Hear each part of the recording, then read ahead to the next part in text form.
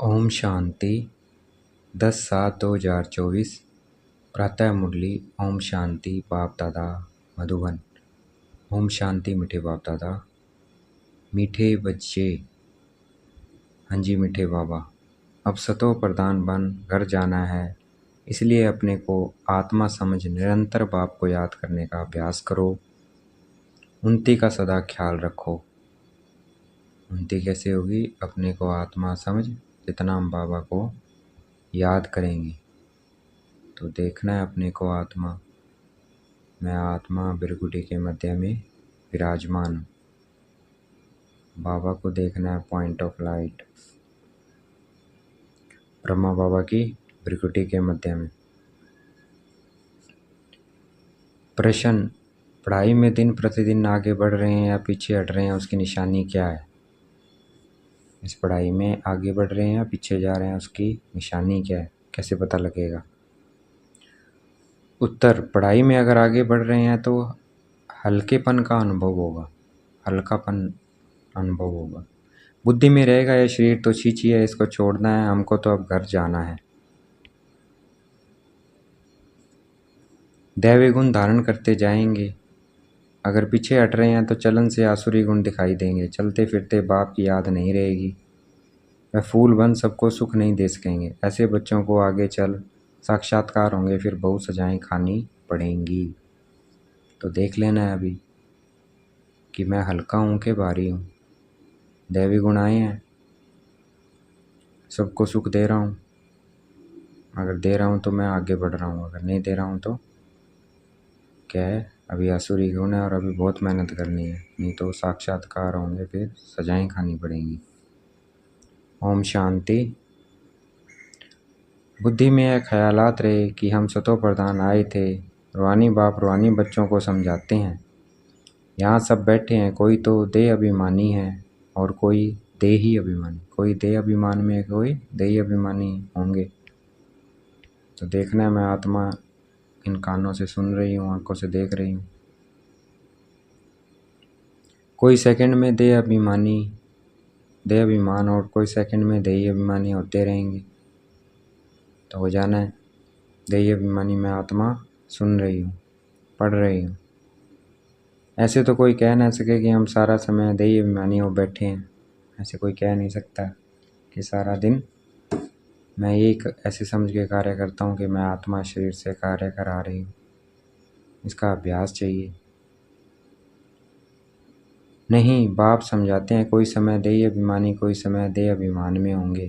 कभी याद आ जाता है, कभी भूल जाते हैं। कभी याद आ जाता है मैं आत्मा शरीर से करवा रही हूँ, कभी सोच भूल जाते हैं तो क्या लगता है कि शरीर कर रहा है। अब बच्चे यह तो जानते हैं हम आत्मा शरीर को छोड़ जाएंगे अपने घर।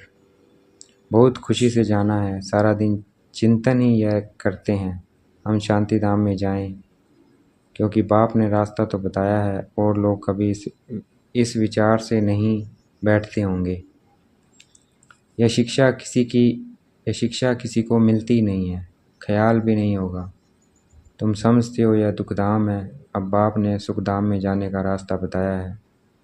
जितना बाप को याद करेंगे उतना संपूर्ण बन यथा योग्य शांति धाम में जाएंगे। उनको ही मुक्ति कहा जाता है, जिसके लिए ही मनुष्य गुरु करते हैं। परंतु मनुष्य को बिल्कुल पता नहीं कि मुक्ति, जीवन मुक्ति चीज़ क्या है, क्योंकि यह नहीं बात। तुम बच्चे ही समझते हो अब हमको घर जाना है। बाप कहते हैं याद की यात्रा से पवित्र बनो, याद की यात्रा से पवित्र बनो। तो यात्रा पे रहना है, याद की अपने को आत्मा समझ बाबा को याद करना है। तुम पहले जब आए श्रेष्ठाचार्य दुनिया में तो सतो प्रधान थे, आत्मा सतो प्रधान थी। कोई के साथ कनेक्शन भी पीछे होगा। जब घर में जाएंगे तब संबंध में आएंगे। तुम जानते हो अभी यह हमारा अंतिम जन्म है, हमको वापस घर जाना है। पवित्र बने बगैर हम जा नहीं सकेंगे। ऐसे ऐसे अंदर में बातें करनी चाहिए, क्योंकि बाप का फरमान है उठते बैठते चलते फिरते बुद्धि में यही ख्यालात रहे कि हम सतो प्रधान आए थे, अब सतो प्रधान बनकर घर जाना है। सतो प्रधान बनना है बाप की याद से, क्योंकि बाप ही पतित पावन है। हम बच्चों को युक्ति बताते हैं कि तुम ऐसे पावन हो सकेंगे। सारी सृष्टि के आदि मध्य अंत को तो बाप ही जानते हैं, और कोई अथॉरिटी है नहीं। बाप ही मनुष्य सृष्टि का बीज रूप है। भक्ति कहाँ तक चलती है यह भी बाप ने समझाया है। इतना समय ज्ञान मार्ग, इतना समय भक्ति, यह सारा ज्ञान अंदर में टपकना चाहिए। जैसे बाप की आत्मा में ज्ञान है, तुम्हारी आत्मा में भी ज्ञान है। शरीर द्वारा सुनते हैं और सुनाते हैं, शरीर बिगड़ तो आत्मा बोल न सके। इसमें प्रेरणा व आकाशवाणी की बात होती नहीं है। भगवान वाच है तो जरूर मुख चाहिए, रथ चाहिए। गधे गधे घोड़े का रथ तो नहीं चाहिए। तुम भी पहले समझते थे कलयुग अभी 40,000 वर्ष और चलना है। अज्ञान नींद में सोए पड़े थे, अब बाबा ने जगाया है। तुम भी अज्ञान में थे, अब ज्ञान मिला है। अज्ञान कहा जाता है भक्ति को। अब तुम बच्चों को यह ख्याल करना है, हम अपनी उन्नति कैसे करें, उच्च पद कैसे पाएं, अपने घर जाकर फिर नई राजधानी में आकर उच्च मर्तबा पाएं। उसके लिए है याद की यात्रा। अपने को आत्मा तो जरूर समझना है। हम सब आत्माओं का बाप परमात्मा है। यह तो बहुत सिंपल है, परंतु मनुष्य इतनी बात भी नहीं समझते। तुम समझा सकते हो कि यह रावण राज्य है, इसलिए तुम्हारी बुद्धि भ्रष्टाचारी बन गई है। मनुष्य समझते हैं जो विकार में नहीं जाते हैं वह पावन है। मनुष्य क्या समझते हैं? जो विकार में नहीं जाते वह पावन है। जैसे सन्यासी हैं, बाप कहते हैं वह तो अल्पकाल के लिए पावन बनते हैं, थोड़ा समय के लिए बनते हैं। दुनिया तो फिर भी पतित है ना। सिर्फ सन्यासी थोड़े समय के लिए बनते हैं, एक जन्म के लिए, जितना वो सन्यास करते हैं, अगले जन्म में फिर पतित। लेकिन दुनिया तो फिर पतित है ना। पावन दुनिया है ही सतयुग। पतित दुनिया में सतयुग जैसा पावन कोई हो नहीं सकता है। वहाँ तो रावण राज्य ही नहीं है, विकार की बात ही नहीं है। तो चक्कर लगाते घूमते फिरते बुद्धि में चिंतन रहना चाहिए। बाबा में यह ज्ञान है ना। ज्ञान सागर है तो जरूर ज्ञान टपकता होगा। तुम भी ज्ञान सागर से निकली हुई नदियाँ हो, वह तो एवर सागर ही है। तुम एवर सागर नहीं हो। तुम बच्चे समझते हो हम तो सब भाई भाई हैं। तुम बच्चे पढ़ते हो, वास्तव में नदियों आदि की बात नहीं है। नदी कहने से गंगा जमुना आदि कह देते हैं, तो ये क्या है? ज्ञान की बात है। तुम अभी वेद में खड़े हो। हम सब आत्मा एक बाप के बच्चे भाई भाई हैं। अभी हमें वापिस घर जाना है, जहाँ से आकर शरीर रूपी तख्त पर विराजमान होते हैं। बहुत छोटी आत्मा है, साक्षात्कार होने से समझ न सके। आत्मा निकलती है तो कभी कहते हैं माथे से निकली, आँखों से, मुख से निकली। मुख खुल जाता है, आत्मा शरीर छोड़ चली जाती है तो शरीर जड़ हो जाता है। ये ज्ञान है, ये ज्ञान है। स्टूडेंट की बुद्धि में सारा दिन पढ़ाई रहती है। तुम्हारे भी सारा दिन पढ़ाई के ही ख्यालात चलने चाहिए। तुम्हारे किसके ख्यालात चलने चाहिए? पढ़ाई के। मुख्य मुख्य पॉइंट उठा लेना है, उस पर ही सारा दिन चिंतन चलता रहे। तुम्हारे भी सारा दिन पढ़ाई के ख्यालात चलने चाहिए। अच्छे अच्छे स्टूडेंट के हाथ में सदैव कोई ना कोई किताब रहती है, पढ़ते रहते हैं। बाप कहते हैं तुम्हारा यह अंतिम जन्म है, सारा चक्कर लगाकर अंत में आए हो। तो बुद्धि में यही सिमरन रहना चाहिए। धारणा कर औरों को समझाना चाहिए। कोई को तो धारणा होती ही नहीं। स्कूल में भी नंबरवार स्टूडेंट होते हैं, सब्जेक्ट भी बहुत होती है। यहाँ तो सब्जेक्ट एक ही है, देवता बनना है। यही पढ़ाई का चिंतन चलता रहे। ऐसे नहीं पढ़ाई भूल जाए, बाकी और ख्याल चलते रहें। धंधे वाला होगा, अपने धंधे के ही ख्यालात में लगा रहेगा। स्टूडेंट पढ़ाई में लगा रहेगा। तुम बच्चों को भी अपनी पढ़ाई में रहना है। कल एक निमंत्रण आया था इंटरनेशनल योग कॉन्फ्रेंस का। तुम उन्हों को लिख सकते हो। तुम्हारा तो यह है हठ योग। इसकी एम ऑब्जेक्ट क्या है? इसकी एम ऑब्जेक्ट क्या है? इससे फ़ायदा क्या होता है?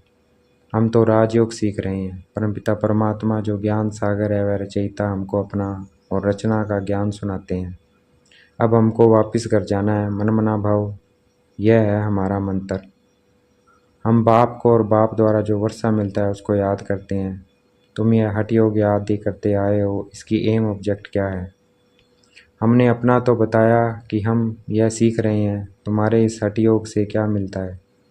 ऐसा रिस्पॉन्ड नेट शेल में लिखना है। ऐसे ऐसे निमंत्रण तो तुम्हारे पास बहुत आते हैं। ऑल इंडियन रिलीजियस कॉन्फ्रेंस का तुमको निमंत्रण आए और तुमको बोले आपका एम ऑब्जेक्ट क्या है, तो बोलो हम यह सीख रहे हैं। अपना ज़रूर बताना चाहिए क्यों। यह राजयोग तुम सीख रहे हो, बोलो हम यह पढ़ रहे हैं, हमको पढ़ाने वाला भगवान है, हम सब ब्रदर्स हैं। हम अपने को आत्मा समझते हैं, वेद का बाप कहते हैं अपने को आत्मा समझ। मामे कम याद करो तो तुम्हारे पाप कट जाएंगे। ऐसी ऐसी लिखत बहुत अच्छी रीति छपा कर रख दो, फिर जहाँ जहाँ कॉन्फ्रेंस आदि हो वहाँ भेज दो। कहेंगे यह तो बहुत अच्छे कायदे की बात सीखते हैं। इस राजयोग से राजाओं का राजा विश्व का मालिक बनते हैं। हर 5000 वर्ष बाद हम देवता बनते हैं, फिर मनुष्य बनते हैं। ऐसे ऐसे विचार सागर मंथन कर फर्स्ट क्लास लिखत बनानी चाहिए। उद्देश्य तुमसे पूछ सकते हैं तो यह छपा हुआ रखा हो। हमारी एम ऑब्जेक्ट यह है, ऐसे लिखने से टेम्पटेशन होगी। इसमें कोई हठ योग या शास्त्रार्थ करने की बात नहीं है। उनको शास्त्रार्थ का भी कितना अहंकार रहता है। वह अपने को शास्त्रों की अथॉरिटी समझते हैं, वास्तव में तो वह पुजारी हैं। अथॉरिटी तो पूज्य को कहेंगे, पुजारी को क्या कहेंगे। तो यह क्लियर कर लिखना चाहिए हम क्या सीखते हैं। बीके का नाम तो मशहूर हो गया है। योग 2 प्रकार के हैं, एक है हठ योग, दूसरा है सहज योग। वह तो कोई मनुष्य सिखला न सके। राजयोग एक परमात्मा ही सिखलाते हैं, बाकी यह अनेक प्रकार के योग हैं मनुष्य मत पर। वहाँ देवताओं तो किसके मत पर वहाँ देवताओं को तो किसके मत की दरकार नहीं है, क्योंकि वर्षा लिया हुआ है। वह है देवताएं अर्थात दैवी गुण वाले। जिनमें ऐसे गुण नहीं उनको असुर कहा जाता है। देवताओं का राज्य था, फिर वह कहाँ गए? 84 जन्म कैसे लिए? सीढ़ी पर समझाना चाहिए। सीढ़ी बड़ी अच्छी है, जो तुम्हारी दिल में है वह इस सीढ़ी में है। सारा मदार पढ़ाई पर है। पढ़ाई है सोर्स ऑफ इनकम। पढ़ाई है सोर्स ऑफ इनकम। यह है सबसे ऊंची पढ़ाई, दी बेस्ट। दुनिया नहीं जानती है कि दी बेस्ट कौन सी पढ़ाई है। इस पढ़ाई से मनुष्य से देवता डबल क्राउन बन जाते हैं। अभी तुम डबल सिरताज बनने का पुरुषार्थ कर रहे हो। पढ़ाई एक ही है, फिर कोई क्या बनते हैं, कोई क्या वंडर है। एक ही पढ़ाई से राजधानी स्थापना हो जाती है। राजा भी बनते तो रंक भी बनते, बाकी वहाँ दुख की बात होती नहीं है। मर्तबे तो है ना, यहाँ अनेक प्रकार के दुख हैं। फैमन, बीमारियाँ, अनाज आदि नहीं मिलता है। फ्लड्स आती रहती है। भल लखपति करोड़पति हैं, जन्म तो विकारों से ही होता है ना। धक्का खाया, मच्छर ने काटा, यह सब है दुख। दुख है ना, नाम ही है और अब नरक। तो भी कहते रहते हैं फलाना स्वर्ग पधारा। अरे स्वर्ग तो आने वाला है, फिर कोई स्वर्ग गया कैसे? किसी को भी समझाना तो बहुत सहज है। अब बाबा ने ऐसे निबंध दिया है, लिखना बच्चों का काम है।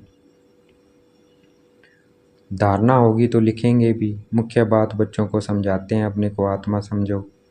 अब वापस जाना है। हम सतो प्रधान थे तो खुशी का पारावार नहीं था। अभी सतो प्रधान बने हैं, कितना सहज है।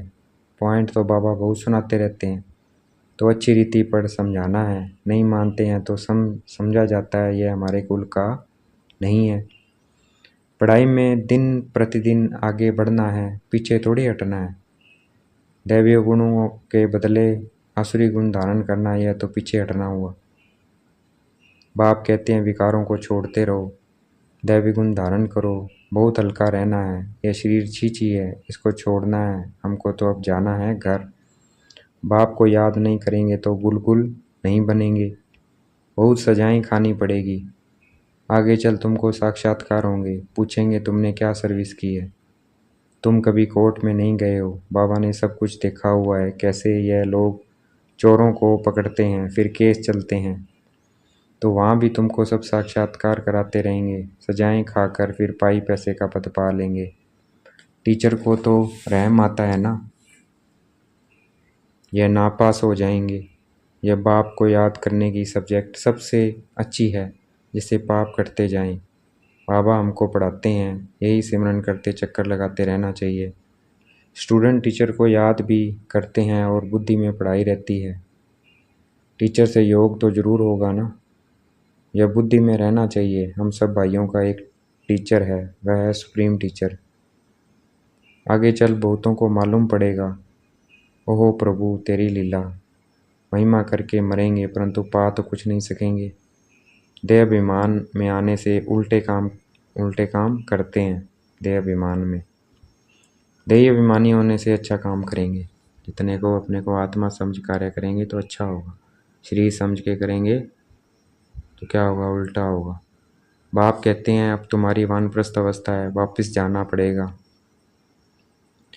हिसाब किताब चुकतू कर सबको जाना है, चाहे वो ना चाहे जाना ज़रूर है। हिसाब किताब करके चुकतू करके सबको जाना है, चाहे कोई चाहे कोई ना चाहे। एक दिन ऐसा भी आएगा जो दुनिया बहुत खाली हो जाएगी, सिर्फ भारत ही रहेगा। आधा क्लब सिर्फ भारत ही होगा तो कितनी दुनिया खाली होगी। ऐसे ख्याल कोई की बुद्धि में नहीं होगा सिवाय तुम्हारे। फिर तो तुम्हारी कोई दुश्मन भी नहीं होगा। दुश्मन आते हैं क्यों, धन के पिछाड़ी। भारत में इतने मुसलमान और अंग्रेज क्यों आए, पैसा देखा। पैसे बहुत थे, अब नहीं है तो अब और कोई है नहीं। पैसे ले खाली कर गए। मनुष्य ये नहीं जानते, बाबा कहते हैं पैसा तो तुमने आप ही ख़त्म कर दिया ड्रामा प्लान अनुसार। तुम्हें निश्चय है हम वेद के बाप पास आए हैं। कभी किसके ख्याल में भी नहीं होगा कि यह ईश्वर परिवार है। अच्छा, देखेंगे बाप दादा हमें याद प्यार दे रहे हैं। मीठे मीठे सिखलते बच्चों प्रति माता पिता बाप दादा का याद प्यार और गुड मॉर्निंग।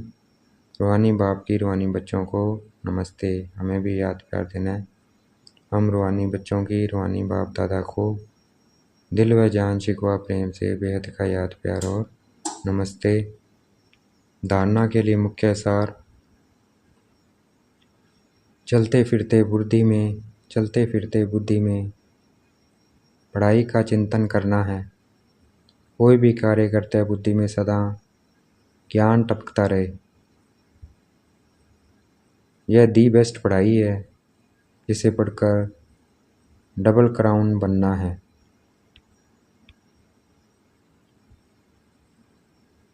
अभ्यास करना है, हम आत्मा भाई भाई हैं। देह अभिमान में आने से उल्टे काम होते हैं, इसलिए जितना हो सके देही अभिमानी रहना है। देखेंगे बाप दादा ने मस्तक पे हाथ रखा हुआ वरदान दे रहे हैं। सत्यता की शक्ति द्वारा सदा खुशी में नाचने वाले शक्तिशाली महान आत्मा भव। सदा सत्यता की शक्ति द्वारा सदा खुशी में नाचने वाले शक्तिशाली महान आत्मा भव। सदा सत्यता में रहना है कि मैं आत्मा बिंदी बाबा बिंदी ड्रामा बिंदी, ये क्या है, सत्य है। तो इसकी शक्ति क्या है कि हम सदा खुशी में नाचने वाले शक्तिशाली महान आत्मा बन जाएंगे। तो सदा इस सत्यता में रहना है। वरदान की व्याख्या है, कहा जाता है सच तो बिठो नच। सच्चा अर्थात सत्यता की शक्ति वाला सदा नाचता रहेगा, कभी मुरझाएगा नहीं, उलझेगा नहीं, घबराएगा नहीं, कमज़ोर नहीं होगा। वह खुशी में सदा नाचता रहेगा, शक्तिशाली होगा, उसमें सामना करने की शक्ति होगी। सत्यता कभी हिलती नहीं है, अचल होती है। सत्य की नाव डोलती है लेकिन डूबती नहीं है। तो सत्यता की शक्ति को धारण करने वाली आत्मा ही महान है। आज का स्लोगन है, व्यस्त मन बुद्धि को सेकंड में स्टॉप कर लेना ही सर्वश्रेष्ठ अभ्यास है। व्यस्त मन बुद्धि को सेकंड में स्टॉप करना ही सर्वश्रेष्ठ अभ्यास है। तो चलते फिरते कार्य करते एकदम अपने को रोक के अपने को देखना है, महसूस करना है, बाबा को देखना है। तो ये क्या है, सर्वश्रेष्ठ अभ्यास है। बीच बीच में बार बार स्मृति दिलाना, मैं कौन। अच्छा, ओम शांति। शुक्रिया मीठे बाबा, शुक्रिया।